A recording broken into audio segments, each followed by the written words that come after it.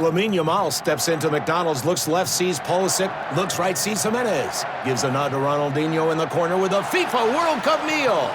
Ronaldinho sees Son in the booth. Son finds Beckham going for extra Big Mac sauce. He's got Davies at the table just behind him. Davies going for his collectible cup. Oh no! A steal by Henry, who pulls his own collectible cup. Collect one of 9 legendary cups with a FIFA World Cup meal. At participating McDonald's for a limited time while supplies last. All rights reserved. 2026 McDonald's at FIFA World Cup 2026. Study and play come together on a Windows 11 PC. And for a limited time, college students get the best of both worlds. Get the Unreal College Deal. Everything you need to study and play with select Windows 11 PCs. Eligible students get a year of Microsoft 365 Premium and a year of Xbox Game Pass Ultimate with a custom color Xbox wireless controller. Learn more at windows.com/student offer. While supplies last. Ends June 30th. Terms at aka.ms/collegepc.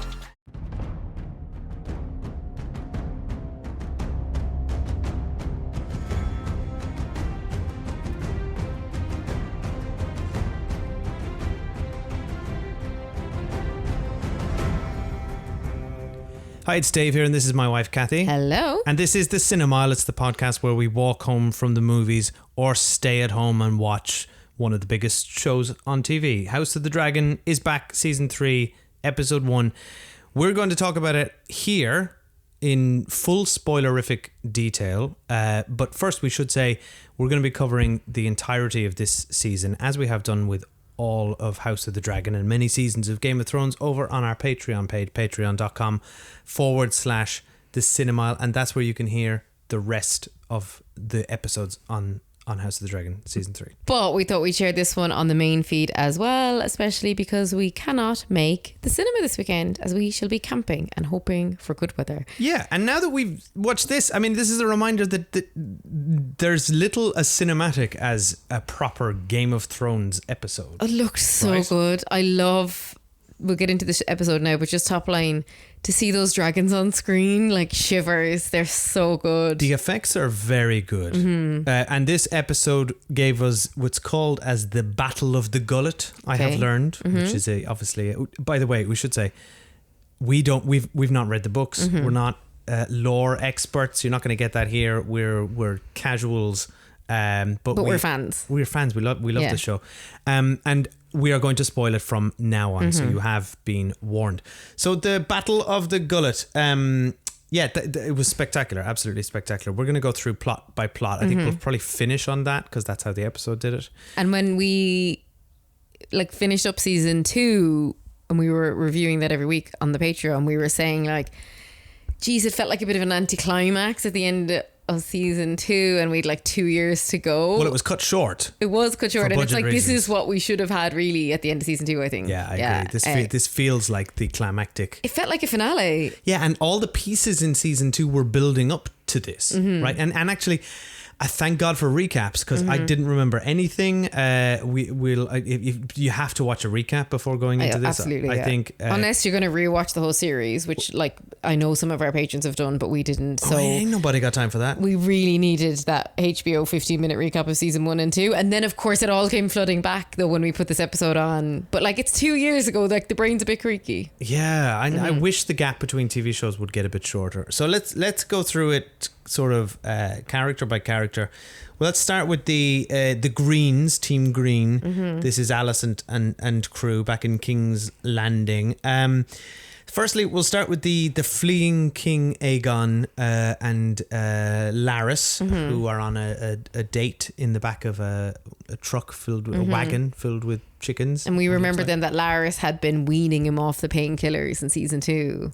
Yes, he was making a move, and he was so addicted, and he was just in bed in an opium haze. Yeah. So he's weaned him off. He's kind of kidnapped him.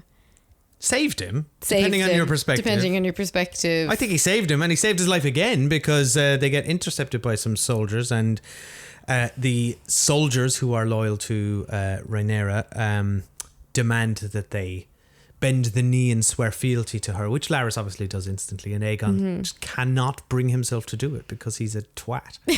I just think it's your entire life you've been told that you're the heir to the throne. Yeah. And he's obviously not used to people he's not used to having to kowtow to anyone because he literally spits on one of the lads, which is so stupid. Like he's still in a part of opium state. He's in a lot of pain and he's like a spoiled brat. So I think this tracked. I was quite pleased to see this behavior from him. It does add up. Mm-hmm. But it forces, okay, do you think that this forced Laris into...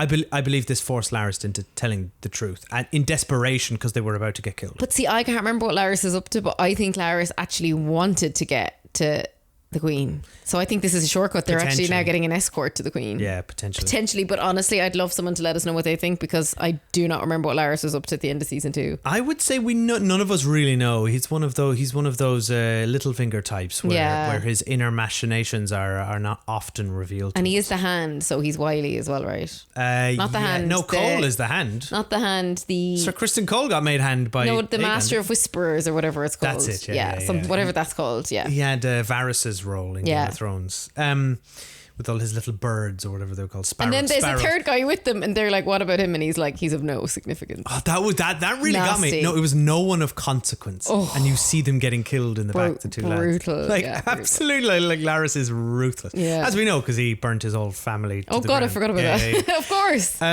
Let's go to King's Landing then. So Alicent has returned from her trip to Rhaenyra to make friends and try and desperately make mere moments peace. For her, 2 years for us. Yeah. and she's obviously she's all like, listen, come by King's Landing. You know, Aemon's out. It's chill back there. Aegon will be there. You can kill him. You know. So was she saying you can? Which kid was she saying Rhaenyra could kill? She's giving up both of them, as far as I can tell, and write in if I have this wrong. She's basically saying, Aemon is going to go to Harrenhal, so you're and Rhaenyra knows that, and she's going to ambush him now with her 3 new dragon riders. I guess she hates both of her sons because they're both awful. Come to King's Landing with all your troops, and take it over. And presumably, I can't remember if they discussed this, but like obviously that's going to result in and Rhaenyra herself said it. She has to kill. But then Rhaenyra also said a son for a son, and I was like, wait, but you inadvertently killed her other son last season, so you've already done the whole son for a son thing? Yeah, the son maths isn't adding up here. Yeah, it's wrong. And now we're down another son. Maybe not by the end of this episode. Sons by the minute. So what happens? So obviously she gets to King's Landing, Alicent does, and it's the complete opposite of what she hoped. Aemon's still there and Aegon's gone. Right? God, disaster. So her plan is ruined, and she's really thrown. He's all like, where were you, mother? And she's all like, don't. And she has the longest pause. I really enjoyed this. Like she had, like she's for someone who is so quick on their feet and so well trained by her father in the courts and how to how to maneuver. There's the longest pause, and she's like, because she really didn't expect him to be here. And she's also throne. Like, fuck, he's not as dumb as his brother. Like, I have to be smart here. Even though later, then, she quite easily manipulates him in the most obvious way. And he's like, she butters him up and says, you know what would be great if you went to Harrenhal after all and fought Daemon. But she does something very clever here, which is... His brother has always been raised to be the king, and he's always been jealous of that. So for her to say, it should have been you, it always should have been you. I mean, I think any second born in the world, and I speak as one myself, would love to hear that from their parents. It was great. It was really good. I was like, this is going swimmingly. And then he leans in for the kill. Yeah, God. Well, it's a start. Was it a chaste kiss? No, a chaste kiss. I don't know. It was so unsettling. Full-on romantic, passionate kiss. But it was so funny. What I really enjoyed was there was no tongue, and her eyes were wide open. Okay, it's a Gone with the Wind romantic kiss then, because this is chaste. Come on, this is full on Game of Thrones. Remember, we like incest. I know. Game of Thrones is like, we just can't not, actually. Because we've kind of all gotten over Daemon and Rhaenyra hooking up now, so we needed something a bit spicier. Well, that's just part of the course now. But they're married. That's legitimate Plus, incest. They're like, no, that's uncle and niece. We need a mother and son. Yeah, this is surprise incest. But this was not...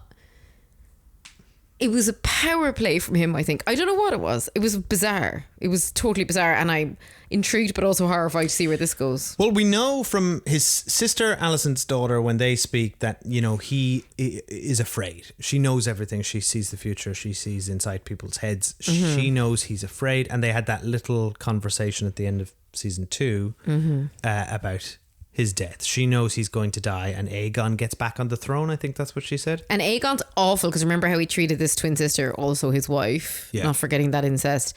So like they're both horribly unsympathetic, the two lads. Yeah, absolutely. So that was all intriguing. Like this is, as you say, like proper Game of Thrones stuff. Oh, there's so much. There's so much. When I went back over these notes, I was like, it's oh huge. my God, how And much was they he, packed like, into one episode. Is he really falling for what the mom said though? Or I is he think just so. appearing to fall for it? No, I think he's confident. I think he's direct, makes decisions quickly, but I think he's still naive, and I think he's susceptible to his own ego. Is he going to be though? Is his And as plan you to say, like, she you'll be my appealed to queen that. consort?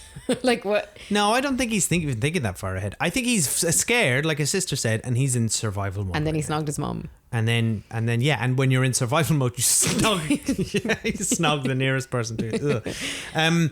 So the other thing that happens in King's Landing is that we see some more table setting here, because Alicent sends a letter to Lord Ormond Hightower, telling him, pretending to be Aemond, and telling him to wait 3 days for them there. And I couldn't figure out Who where was this he guy? is. Have we met him before? I don't think we've seen him before. No. He's he is a familiar actor, and then I looked him up. He's called James Norton, and I think we saw him in House of Guinness.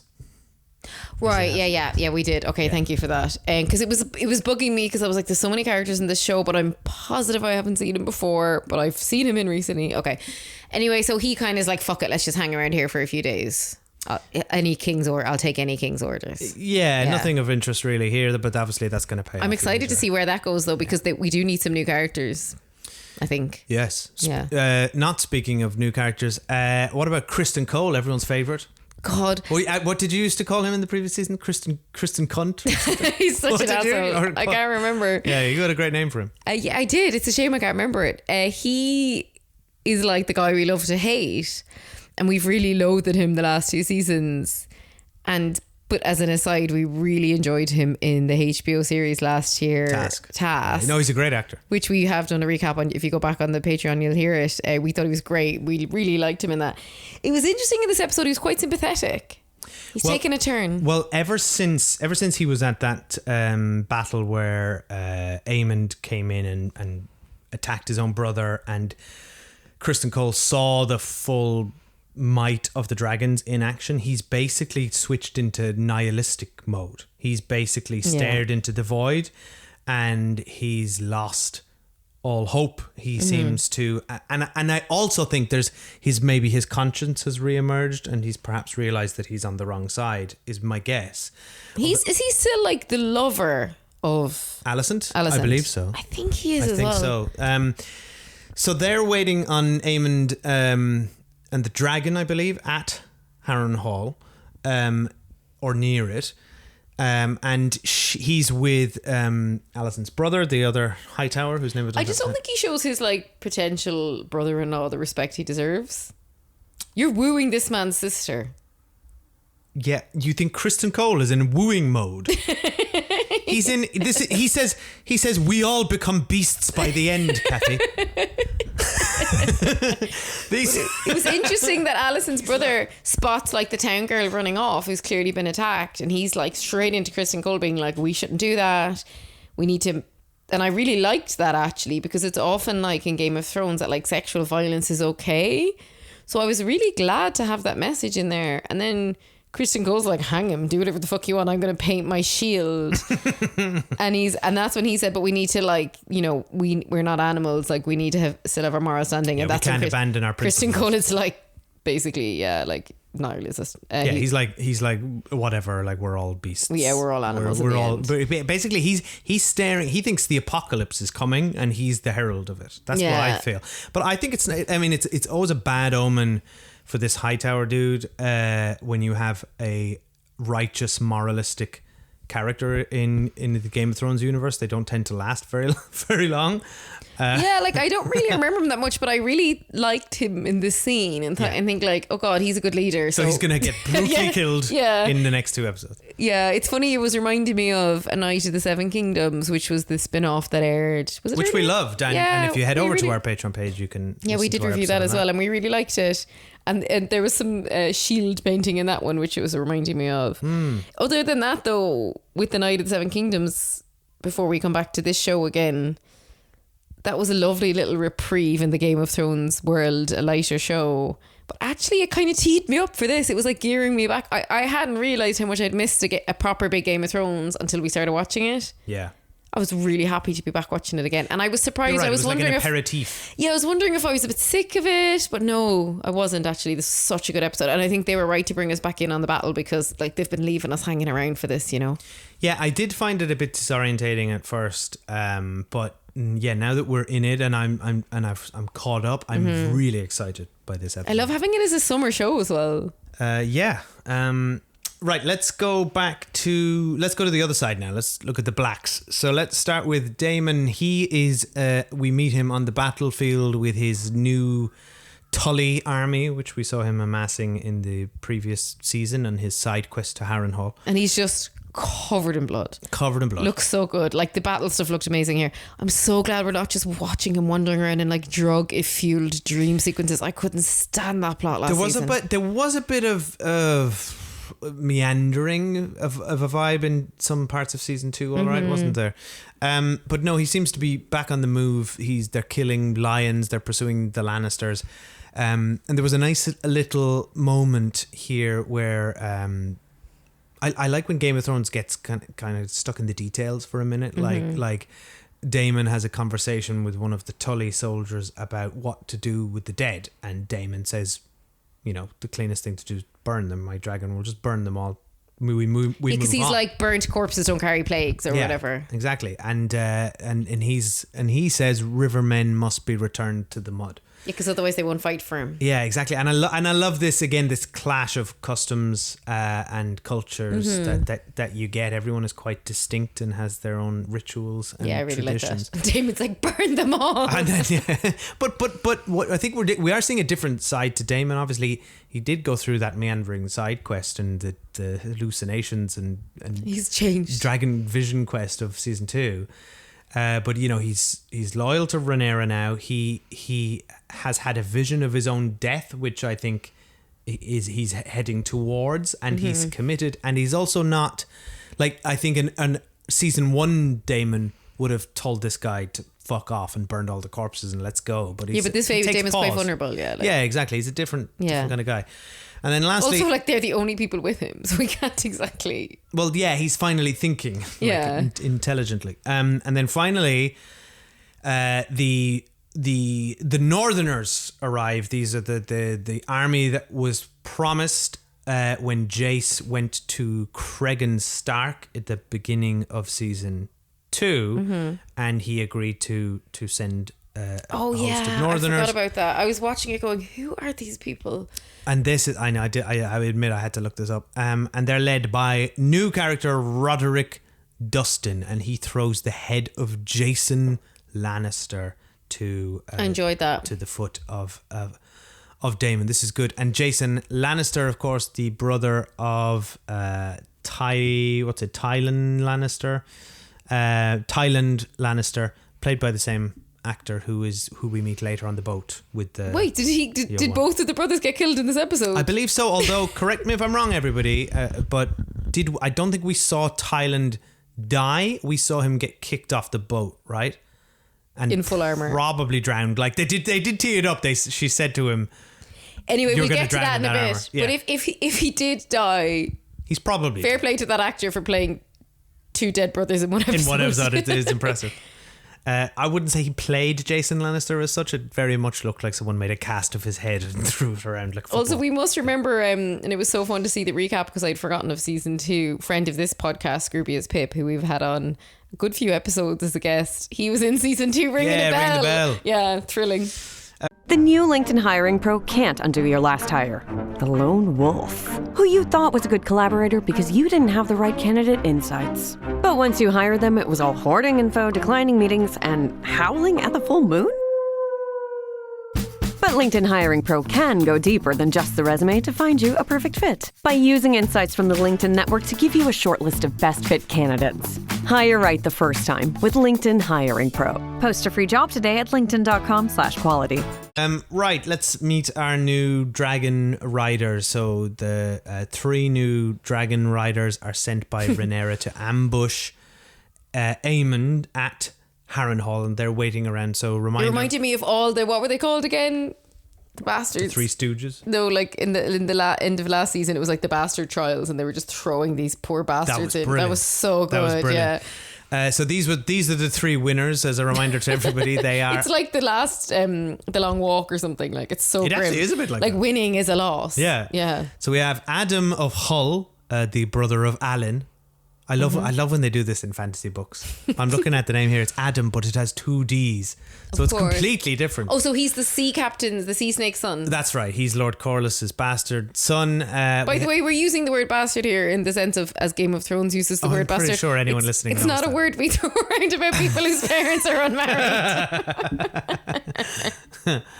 And then we also have Hugh Hammer, who's the guy with the top knot, the blacksmith or whatever he was. Love his hair. Who had the little girl and the wife. Where are they? They're back in King's Landing. They're just hanging out in King's Landing. Did he leave them in King's Landing? Remember, Or I his don't little know. girl was like dying. She was dying. Yeah, but what happened to them? I don't know. We're not getting his family back I'd like in to King's know. Landing. Is There's enough going on. he not worried about that? I'm sure he is worried, but like the show can't be doing that to us. And then everyone's favourite character, Our least favourite character. Ulf. Who's basically Ricky Gervais walking around slipping on banana skins. We found him absolutely unbearable in season 2. He is he's not as annoying here so far. But it's because he hasn't had as much screen time. Well, but even in his screen time, I thought he had he gave He threw a temper tantrum. before he gave a pretty interesting sort of His story was by really the fire. sad about That the was priest. pretty Yeah, sad. that was yeah, really sad. Yeah. And it sort of contextualized him a bit, but then later he's back to his old self. I'm taking a shit. Oh, what's going on? I'm getting out of here. I did enjoy that bit though, where like again back to the Game of Thrones like detail. He's like, I'm gonna get a castle, and then the other guy, the son of the sea snake, is like, you don't get a castle, you get a horse. And he's This like, was I don't fun. need a fucking horse, I have a dragon. Yeah, this was actually quite. I did really actually enjoy enjoy that. Ulf in that scene. Yeah. And this is a rare bit of comic relief in an otherwise very grim and brutal episode. It was Yeah. quite stark to go from Sir Kristen stares into the void to these lads hanging out by the fire. And then Alice Rivers shows up, Oh, who's our can't stand her Scottish as well. witch, and she's all like, I'm a witch, aren't I? And I'm just like, get her off the screen. you really don't like her. Yeah. I just You it's don't- I'm you a don't like witch. mystical, I'm making supernatural predictions. stuff. I'm like, is she making predictions or is she fucking with them?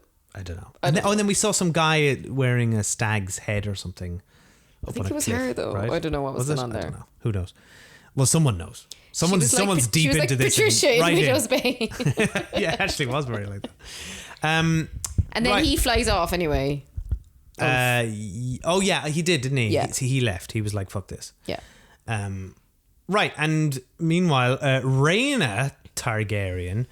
Last time we saw her, she was pursuing the dragon known as Sheep Stealer through the wilderness. And I loved this plot. yeah, this is good. This is is real really How to Train good. Your Dragons Yeah. stuff. This is Toothless if he was a psychopath. And I feel like, and I don't remember it well enough, and it wasn't in the recap, but I feel like she was always like playing second fiddle to her firstborn, her older sister. That's right. And her older she- sister had a dragon and kind of lorded it up over her. And she always wanted to be a dragon rider Yeah. and never could. And so she's very driven to yeah, to I do really this. like her. So yeah, it's kind And of she badass. had like, hadn't she like camped out looking for the dragon last season and stuff? That's right. But again, She was who are we in- to say? She was in the Riverlands, I think, or something like that. And I thought all this stuff was great. You know, it is classic How to Train Your Dragon. She befriends it, you know, and then it brings her a sheep and cooks it for her. That was quite cool. Because she's like abandoned. Like, I was like, girl, you are screwed if this dragon never comes back. She was like on the top of a cliff. I know. Yeah, he really just abandoned her. Yeah. But she went for it. And it all seemed to be going great. It all seemed to be going swimmingly until, of course, she got him into battle later. It starts Dracarysing all their own ships. Yeah, we'll talk about that later. We'll get to the battle in a second, but first let's talk about Rhaenyra and Jace. So in this episode, Rhaenyra is convinced by Alicent, and her offer. Jace and her council are much more dubious. They feel like this is a trap. And remember, Jace last year was like such a whiny little like, oh, mummy, why don't you listen to me? And she was like, because you're a child. Yeah. And now this season, I feel like he's really, these chickens have really come to roost. yeah. He's screaming, die, Jace, at the television. Because he locks her in a room. You lock your mother in a room, you deserve to have your dragon harpoon. Either in Game of Thrones, you either lock your mother in the room or you French kiss her. Those are the options. So the ships show up. Do you remember though? Sorry, just pause on it for a second. Like, do you remember how good it was when his little brother took out the cousin's eye and all that shit between those two? Was that him or his little brother? I don't know. No, it was his little brother. Oh, right, That's why the little brother got killed, right? Oh, was it? Yeah. Oh, you're right, because Aemond was looking for revenge. It was like an eye for an eye. Yeah. It was just, and that like deep familial like hatred and all that. God, Like, season that was one, really season good. one was brilliant, wasn't it? Was that season 1 or season 2? That was season 1, and Paddy Considine and all that stuff. No, I think it was season 2 because they were all babies in season 1. No, it was the back half of season 1. Season 1 covered like 20 years. Oh, because they were kids then, and then we got the new actors in season 2. Yeah. No, you got the new actors in the second half of season 1. Stop it now. This is terrible podcasting. Okay. Yeah. Anyway, that was all cool. That was great. And then the Triarchy show up, and he locks her in a room and goes off to win a battle. And he seems, at this point, he was so kind of arrogant and drunk he was on manic. power that I was like, oh no. So I wasn't massively surprised that he died. Let's think about it this way, because you can be sympathetic and say he wants to protect his mother because she's the queen. Yeah. However, if that was a man, would he have locked his dad in? And the answer is no. Exactly, so it was right. misogyny. So deeply, Jace, you can F off. It was deeply misogynistic, and Rhaenyra knows that, and because she knows she's not happy. She's like stabbing a dress, I think, right, which is a symbol of. I don't know what she was stabbing, but I enjoyed it. I took it to be a dress, and she was like ripping up this dress with a sword and saying, you know, I'm a. Well, I didn't write down the line, but it was something like, you know, I'm a warrior king trapped in a woman's body. Yeah. And she says like, oh, those men clutching their pearls. She doesn't quite say clutching their pearls, but she says something like that. And then her hand/lover stands to the side looking concerned. Yeah. Oh yeah, I forgot about they hooked up. Well, I only remembered from the recap actually. That's right. So she's like raging, and like also how annoying for her now when she finds out what Jace is so crap in battle. Like sorry, he got harpooned twice. Like, yeah, I know. Harpoon me once, shame on you. Harpoon you twice, shame on me. His wife cousin did a lot better on Moondance. Yeah, we were like, we think they're cousins and lovers, but we can't remember. They're cousins and lovers. There's so much incest here that it's ceased being interesting. Then we have the sea snake and his bastard son, Alan. And they're having a little drink of some strong, was it dragon whiskey or dragon water it was called. Who knows? I'm glad for them that they had it before the battle. And they get orders from Rhaenyra to take 5 ships down because they're going to take King's Landing. But nope, that's not going to happen because the Triarchy are here. And a reminder for everybody, because I needed this reminder. Yeah, we were like, who are these people? So the Triarchy are I'm reading from it here, a powerful political and military alliance of 3 free cities across the narrow sea in Essos, Myr, Lys and Tyrosh, also known as the Kingdom of the Three Daughters. They govern the Stepstones, which was a vital chain of islands that controls trade routes between Essos and Westeros. Damon spent a lot of time with the Stepstones. Exactly. So that they were actually they've been a huge plot point of the entirety of House of the Dragon. So season 1, Daemon went and took them back from pirates. Do you remember that weird pirate guy? Oh, and his brother had sent him. With the mask. Yes, and exactly. His brother sent him to do that. He did that. And what happened then was the Triarchy ended up taking over the steps. It's actually quite similar to the Strait of Hormuz in real life, in fact. So the Triarchy took it over, and then Lord Corlys, the sea snake, and Daemon then waged a decades-long war against the Triarchy in the Stepstones to try and reclaim it, and that's why they are so pissed off and hate him. Thank you for this history lesson that I needed. And I did remember her like introduced last season, but it was brief enough. We didn't spend a lot of time with her. That's right. So, reminder: she is that's Sharako Lohar, probably saying that wrong. Who is the leading the flagship fleet of the Triarchy here with Tyland Lannister, who was sent by Alicent in the last season to make an alliance with them to get use of their navy to battle the sea snake. Well done, Dave. And she's pissed. And she's basically tells. I liked it. I liked here. She was like, you're gonna sink in that armor, and also, I don't give a shit about your deal. I'm going for the sea snake. I love that. Yeah. He's like, but we made a deal, and she's like, go fuck yourself. It's like, yeah.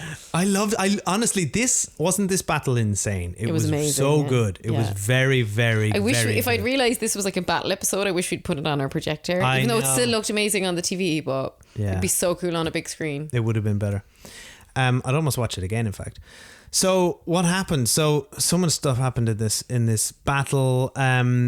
Firstly, the dragons arrived. So Jace and Daemon's other daughter. Sorry, what's her name? I can't find her name. The Band of Merry Fools. Yeah, 2 dragons arrive, and then I loved this. This like you see them just like confidently burning all the Triarchy ships. Oh my god! I just remembered. Didn't their mom get killed by Dracarys by her own dragon? That's correct. Yeah, that's right. Jesus. Yeah. They've had a bad run of things. But she did that willingly, right? Was she sick or something? And I think she was ill, and that's how she decided to go out. She's Dracarys herself. Yeah, grim. And so this stuff with the dragons was incredible, and then we see it looked so good. Lohar with the dragon harpoon, and she gets Jace, and we're like, oh no, he's done for. Immediately she gets Jace. Like, Jace is so incompetent. Yeah, Jace is shit. But do you know when we actually watched the live action of How to Train Your Dragon last year or the year before, and we have reviewed that movie on the podcast, this looks so much better. Oh god, 100 times better. So much better. Yeah. I agree. And that's like movie studio money, but this is like HBO money. No, whatever. However, I thought the editing in this was particularly good. Everything was very clear. I had a real sense of space, and the chaos of it was very. And the very scale fraught. of the dragons, like the sheep stealer, is so much bigger than the moon rider. But also the novelty. So much great ideas in here, and we haven't read the books. I don't know how much of it came from that, but just the fact that they would have a harpoon to hit the dragon with, which is so difficult in itself, and then to attach it to an anchor to sink it. It's so clever. But he gets out of the first harpoon because his girlfriend cousin rescues him. Yeah, which was like, and I cheered in that moment. Yeah. I was like, woo! Even though I was funny because I was kind of rooting for everybody here in a way. I wasn't rooting for Jace. Kind of the sea snake the most. You lock your mother in your room, I'm not rooting for you. I agree. I kind of think Jace deserved to die for his arrogance and for doing that to his mother. I agree. But when he broke free of I know, I was happy. Broke free of that thing, I did cheer. Because we don't want Jace is being a twat, but we're being facetious here. Like, obviously it's like really sad to see all these young men like at war, and his brother died, and like for Rhaenyra it's so sad. And also watching and Vermax, their dad died, and watching Vermax, that dragon drown slowly. It was horrible. I thought that was really awful. Awful. But anyway, here his girlfriend rescues him. And then we get and then of course the sheep stealer arrives, and this was brilliant. This was so good because we were like, yay, she's gonna help them win. And then she's like, what was so funny, it was just constant. I loved watching the subtitles of her going, yes, Dracarys, attack, and then no, not that one, not that ship. That's our that's my sister. No. Because I had actually said to Dave though, like, who among us could tell who was who in those boats first of all, and then I thought maybe you'd know by who's cheering when you come along. But turns out, sheep stealer, He don't give a... Well, I guess more experienced dragon riders like her sister and Jace, who I know you said he's shit, but they are more experienced. Barely. Fact. I mean, she literally rode this dragon for the first time this morning. Exactly, and their dragons are part of the brood. They were raised by... and they've had them for years. They've had them for years, and Dragonstone and all that, and so they're... Albeit they have been insufferable about their dragons, They're so... tamed to a point. Yeah, true. But like the first, like literally, okay, she might have been riding Sheep Stealer for 2 days. I just don't think you should go into battle. If even, yeah, but then I know. she stumbled across the battle and her sister was there. And I think she did. Yeah, she did the right thing. She was trying to help. She was trying to help. She didn't realize she was on the back of a giant psycho. What is Sheep Stealer's deal, though? Well, he's an animal. He's a wild beast. Like this could happen with any animal, and it's also a reminder that what's his name? Paddy Considine, the king from I think it was him in very early in the first season. He wasn't a dragon rider, and wasn't he? And he basically said he said it's an illusion the Targaryens have a control over these dragons, that they're just wild. Especially I was thinking, they have minds of their own. Because this one's wild. Yeah. This one mightn't even speak that same language. Yeah, maybe not. I mean, it seemed kind of half willing to be her friend, but it was like, I'm not going to follow your orders. It probably just really likes Dracarys. It's like, I'll burn anything that gets in front let's of do me. it. Like, Yeah, maybe he just got excited. Yeah. And he was like, we're in a battle, let's go. It's not necessarily malicious. And also, as you say, he's not part of the herd. So he's like, fuck you to the other dragons. Exactly. Yeah. It's like it's like two animals who've encountered each other in one of their territories. Like you couldn't jump on a wild horse. Now, granted, I can't horse ride anyway, so I certainly couldn't jump on a wild horse. But like really experienced horse riders have been killed by wild horses. And just ride it and expect to ride it into the middle of a battle. Yeah. And expect it to do what you want. So. I think it clocked how annoying Jace is and just went for it. But like it was really dark when it was like going. She's like, stop. I didn't quite cop what happened to the sister in the end, though. Did the sister get away? She survived. We saw Moon Dancer? Yeah, we saw Moon Dancer in the final shot of this episode, still flying around the battlefield. Whenever Moon Dancer finally dies, it's going to be like do do do do do do do do do. Are you doing dancing in the moonlight? Yeah. Is it? Oh yeah. I mean, we know they're all going to die eventually. We've seen Game of Thrones. Like, I mean, should have called another dragon Top Loader. Like, we can see how they're going towards extinction if this is the mental ability of the riders, like very young riders, bringing them into battles that they're completely ill-equipped for. Yeah, it's young riders or Ulf. These are the dragon riders we have, and we're running out of them by the minute. But like the harpoon thing, as you said, was really sad though. Harpooning Jace's. It was sad, especially when you saw her. I thought the staging of this battle was so good. Mm-hmm. You saw her come back to do the same maneuver to fly under the lead of the harpoon and snap it, but she's just a little too late and doesn't make it, and you're like, and then I was like, oh no. And then Jace like finally like the dragon's so heavy it's sinking so fast that Jace like gets up to the top of the water, and then he's just got his arm he's just dead. He just gets shot through the neck and the back, and everyone cheers, and then he's just gone, and you're like, God, this show's so brutal. It was so brutal because it's just so kind of quick and inconsequential almost. It was just like, and it's just strangers cheering. But that's battle. Sad. That's reality. Like the show is so grounded. Last thing we didn't talk about was the awesome move by, I think, the probably the best we've seen him, Lord Corlys,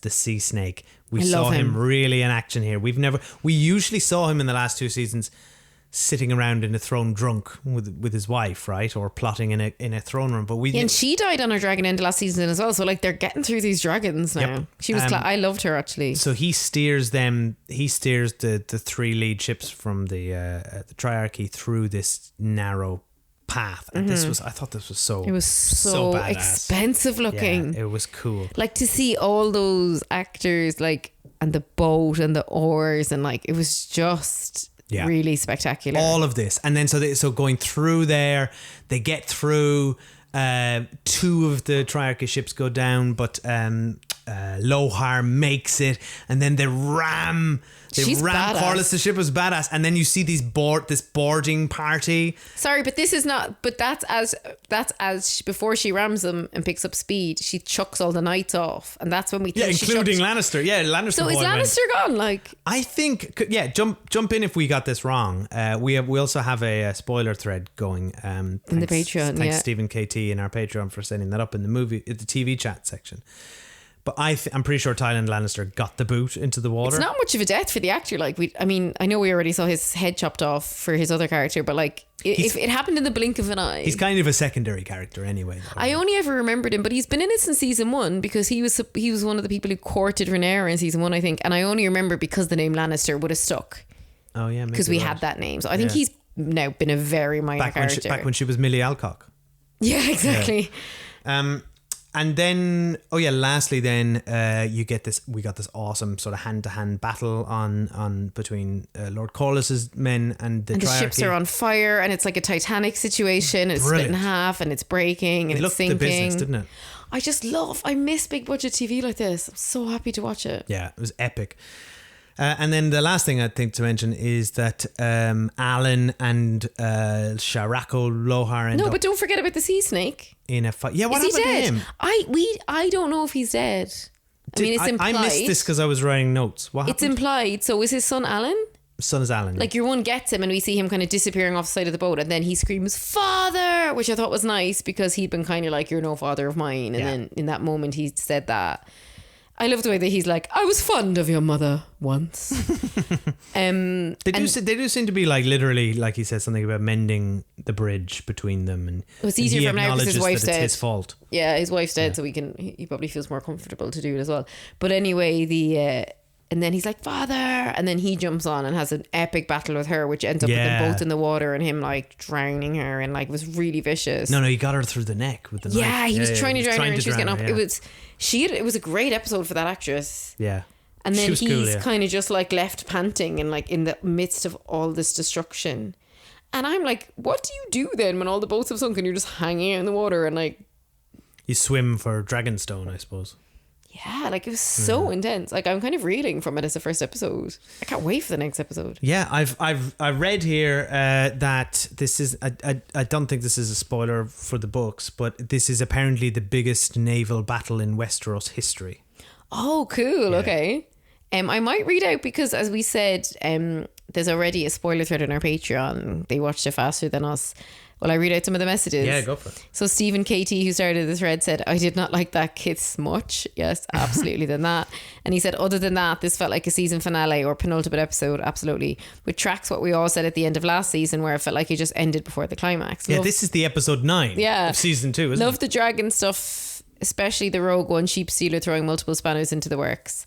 And is this how dragons die out? Silly people keep flying them into dangerous battles and losing them.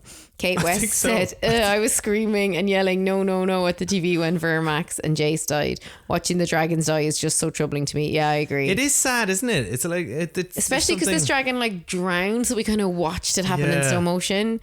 And she says, love that first episode, so much going on. And that scene when Jace locks Rhaenyra in her room, my female rage came out, and I cannot wait to see my girl go full Targaryen on everyone. Oh yeah, Rhaenyra's going to lose her shit in the next episode. Can you imagine? And she's lost another It's going to be son. so sad because she's going to be so angry with Jace and also so upset. Yeah. It's actually going to be really troubling. Graham, funny, I just said the word troubling. I must have read it here. Graham says the dragon's dying is troubling. Jace dying. My reaction was serves the prick right. I have lost track who everyone is, but I do remember there are a lot of arseholes in this series. Bang on. And Graham just watched all of Game of Thrones and House of the Dragon in the last year. Wow, okay. He's caught up. Roy says, thought the battle was great. No doubt the sea snake will resurface next week. And then he said we also got another dragon offed alongside the insufferable Jace. Poor Jace, no one cares. Oh, and then he says, which I hadn't thought of, is Rhaenyra back to where she started with no male heir? Not that it matters. No, she's got more sons, I think, right? He wrote this. He said, talking out my hat, Rhaenyra has some spares left behind in the Vale, which is where the last with the out of control dragon should have been. Oopsie. Thank you for the comments, lads. Got in there so early ahead of us. And we're going to put this episode out earlier on our Patreon than we will on the main feed, and then we'll be covering the rest of the series on Patreon. So thank you everyone for listening. So fun. We actually launched our Patreon back in 2017 on the back of whatever Game of Thrones season that was.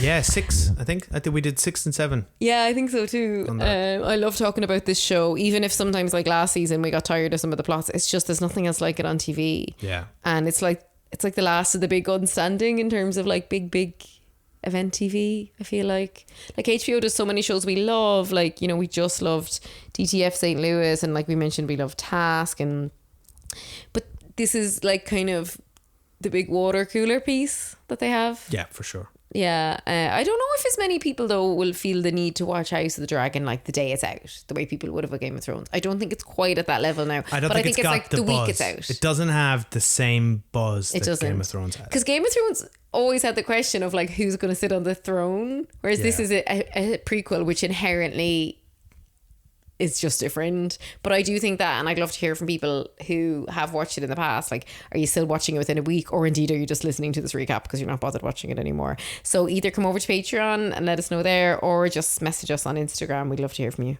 Yeah, and then thanks for listening. Yeah, thanks for listening. Oh, or message us on Blue Sky because we're also there. Or email us thecinemile@gmail.com. Bye. Bye.